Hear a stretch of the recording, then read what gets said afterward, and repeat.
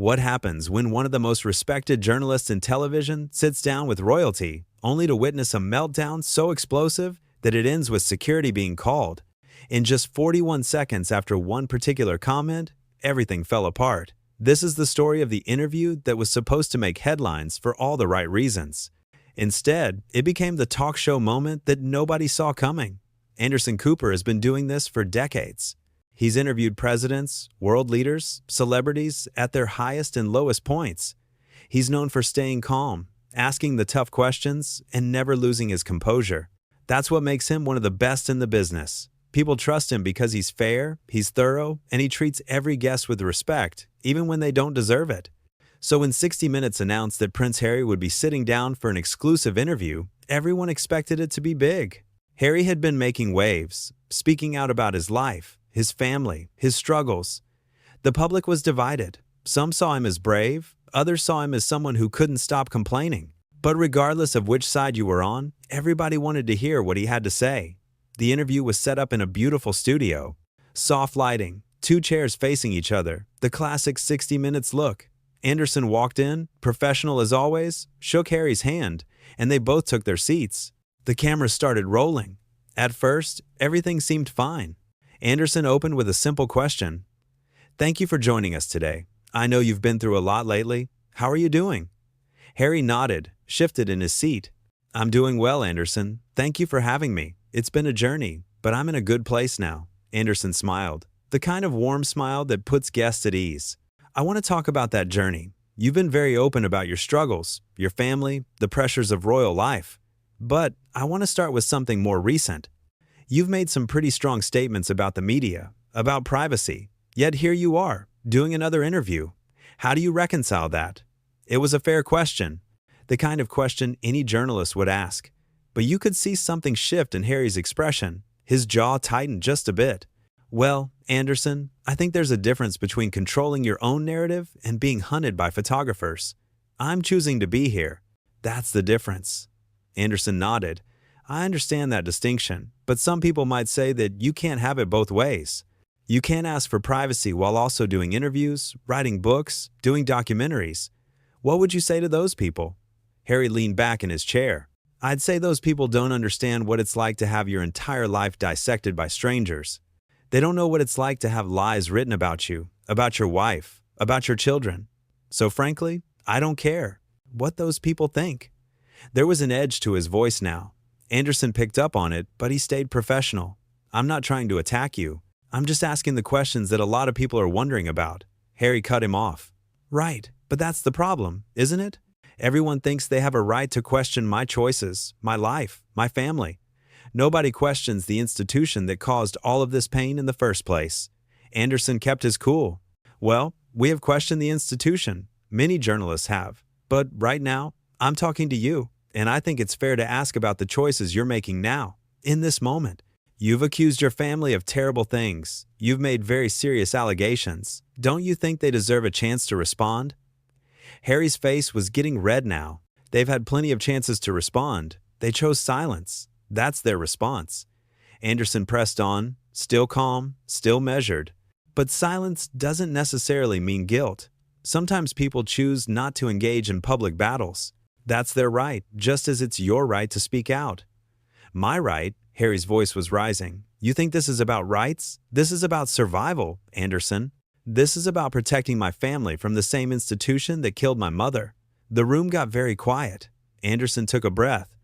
"I understand you feel that way. But that's a very serious accusation, and I think we need to be careful about conflating different issues here. The paparazzi who chased your mother were not members of the royal family." Harry stood up, just slightly, then sat back down. "You don't get it. None of you get it. You're all the same. You sit there in your comfortable chairs, asking your comfortable questions, pretending to care, but really, you just want the story. You want the drama. You want me to break down so you can get your ratings." Anderson's expression didn't change, but you could sense his patience being tested. "Harry, that's not fair. I've been doing this job for a very long time. I've covered wars, natural disasters, personal tragedies. I don't need you to break down for ratings. I'm here to have an honest conversation, but that requires you to be willing to answer honest questions." "Honest questions?" Harry laughed. but it wasn't a friendly laugh. You want honest? Fine. Let me be honest. I think this whole thing is a waste of time. I came here thinking you'd actually understand, that you'd give me a platform to tell the truth. But you're just like all the rest. You're just another puppet for the establishment. Anderson's voice remained steady. I'm not a puppet for anyone. I'm a journalist. And if you're not comfortable answering questions, then maybe we should end this interview right now. That was the moment. That was when Harry should have taken a breath, apologized, and tried to reset the conversation, but he didn't. Instead, he pointed his finger at Anderson. You know what your problem is, Anderson?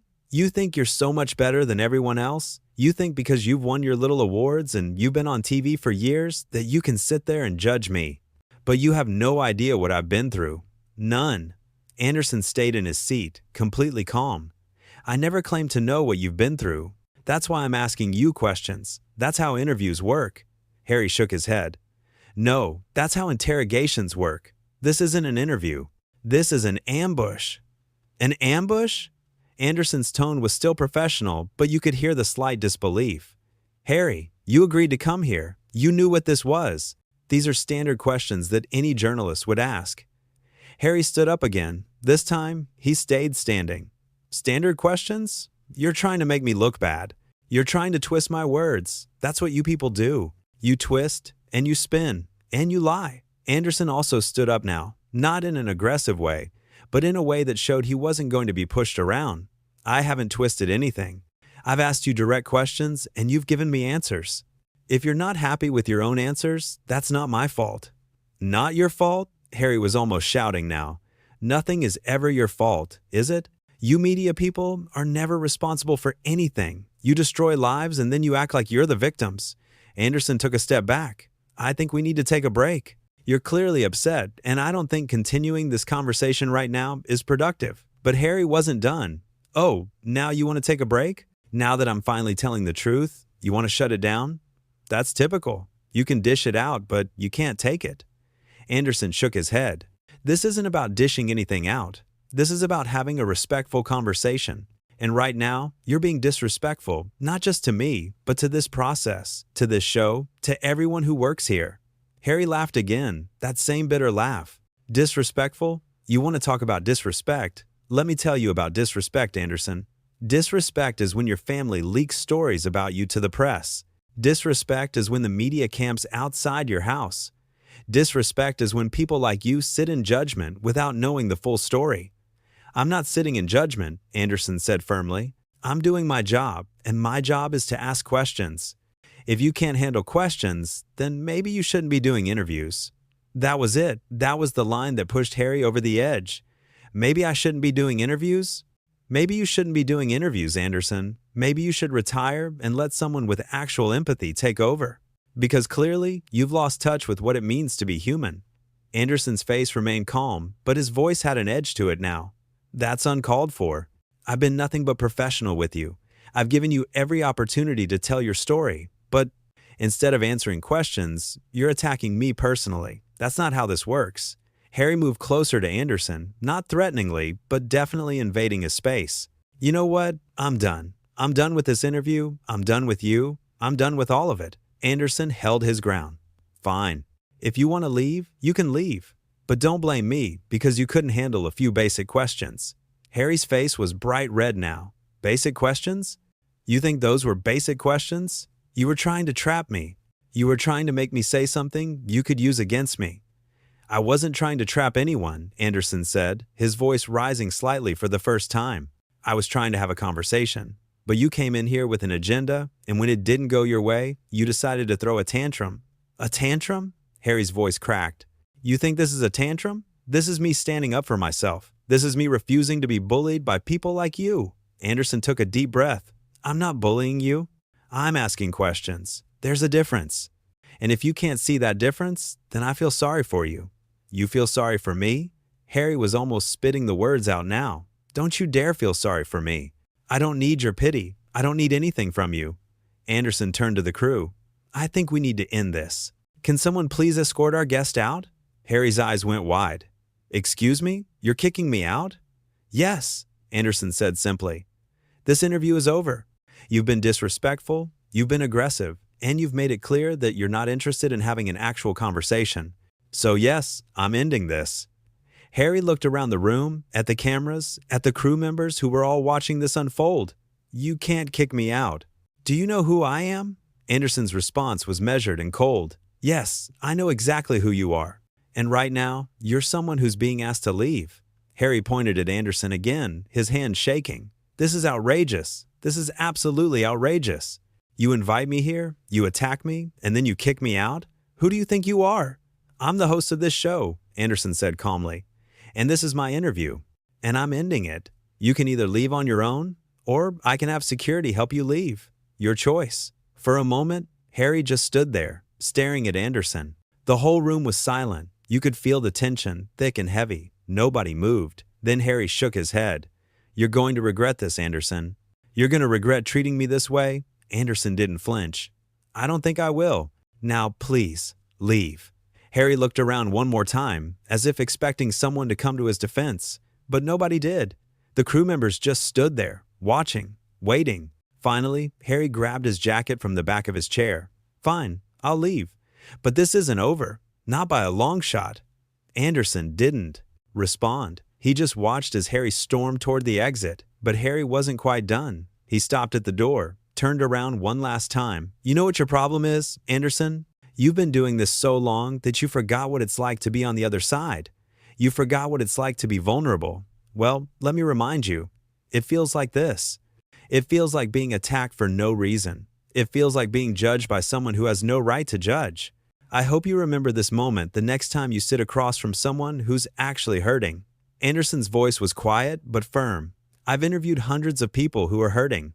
The difference is, they were willing to have a conversation. They didn't come in here looking for a fight. You did. So don't lecture me about empathy when you've shown none yourself." Harry's face twisted into something between anger and disbelief. "I came here in good faith." "No," Anderson interrupted. "You came here expecting me to just nod along while you said whatever you wanted without any pushback. That's not journalism. That's propaganda. And I don't do propaganda." Harry took a step back into the room. "So asking for basic respect is propaganda now? Asking not to be ambushed is propaganda?" Anderson sighed, clearly exhausted by this back and forth. "For the last time, nobody ambushed you. These were prepared questions. Your team saw them ahead of time. You knew what to expect. You just didn't like the questions, and instead of answering them like an adult, you decided to make this personal." "It is personal," Harry shot back. "Everything about my life is personal. That's the point you keep missing. You can't separate the questions from the person because they're about my life, my family, my pain." Anderson nodded slowly. "I understand that. I do. But that doesn't mean the questions shouldn't be asked. You've made very public claims about very serious matters. Those claims have consequences. They affect other people. So yes, I'm going to ask about them. That's not an attack. That's accountability." Harry laughed, but there was no humor in it. "Accountability. Right. Where's the accountability for the institution that made my life hell? Where's the accountability for the press that hounded my mother until she died? Where's the accountability for all the lies that have been told about me and my wife? Why is it always me who has to be accountable? Because you're the one sitting in that chair," Anderson said simply. "When other people sit in that chair, I ask them tough questions too. That's my job. I don't play favorites. I don't give anyone a free pass." Harry shook his head slowly. "You just don't get it. You really don't get it." "Then help me get it," Anderson said, his voice softening slightly. "Sit back down. Let's have a real conversation.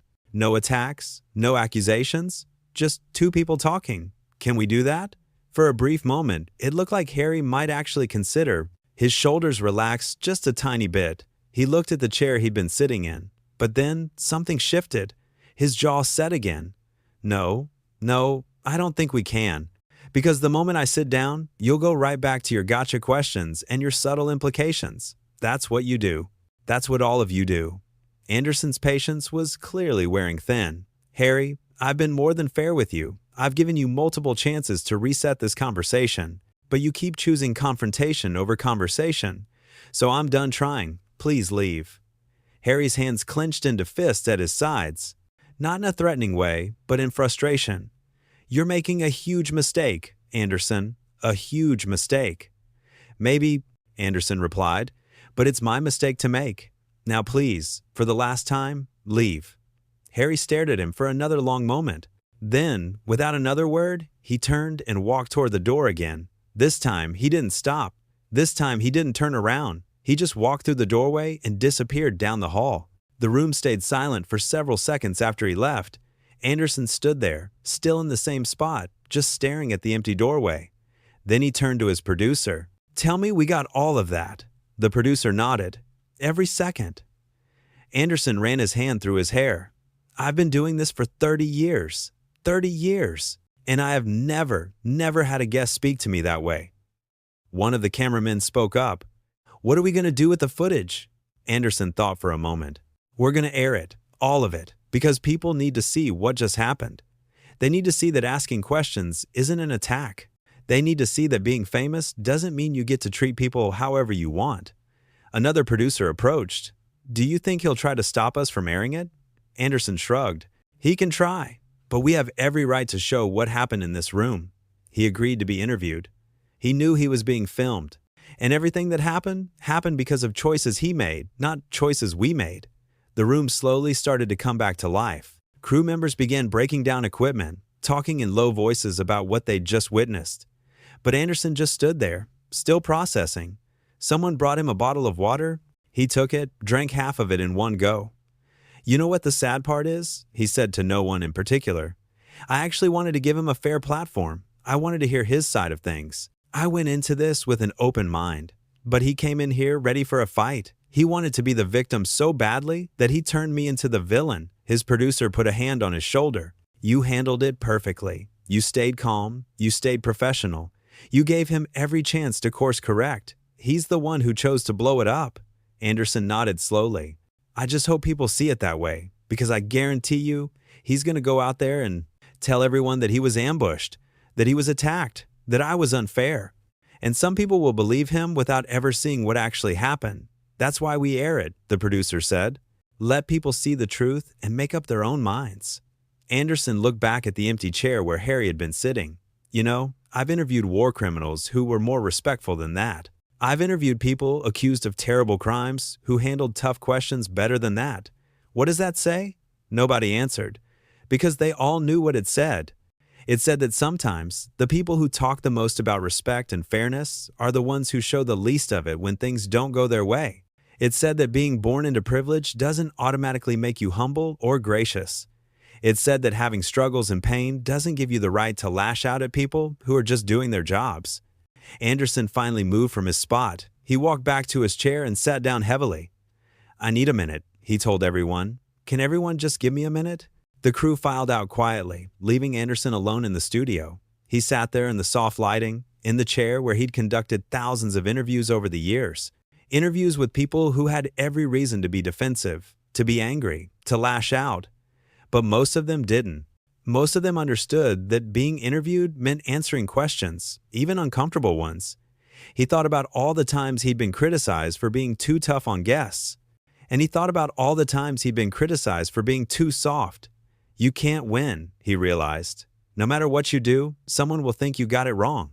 But he also knew he'd done the right thing. He'd asked fair questions. He'd given Harry multiple chances to engage in good faith. He'd stayed calm even when Harry had gotten personal. And when it became clear that the interview couldn't continue productively, he'd ended it. That was the professional thing to do. The door opened, and his executive producer walked in. "How are you doing?" Anderson looked up. "Honestly, I'm angry. I'm angry that he wasted everyone's time. I'm angry that he came in here with such hostility. I'm angry that he turned what should have been an important conversation into a circus. But mostly, I'm disappointed, because I really did want to hear what he had to say. I really did think we could have a meaningful dialogue." The executive producer sat down in the chair Harry had vacated. "For what it's worth, I think you handled it brilliantly. You didn't take the bait. You didn't get defensive. You just stayed in control." "Didn't feel like control," Anderson admitted. "Felt like chaos." "That's because he was trying to create chaos," the producer replied. "He wanted you to lose your cool so he could play the victim even more. But you didn't give him that, and that's going to be very clear when people watch this." Anderson nodded. "I hope so. I really hope so, because I have a feeling this is going to be a big story." The producer smiled slightly. "Oh, it's definitely going to be a big story. Probably the biggest interview story of the year, maybe the decade. For all the wrong reasons, Anderson muttered. Maybe, the producer conceded. But sometimes the story isn't what you planned. Sometimes the story is what happens when things fall apart. And this definitely fell apart. Anderson stood up, stretching his back. All right, let's get the footage logged and start figuring out how we're going to present this.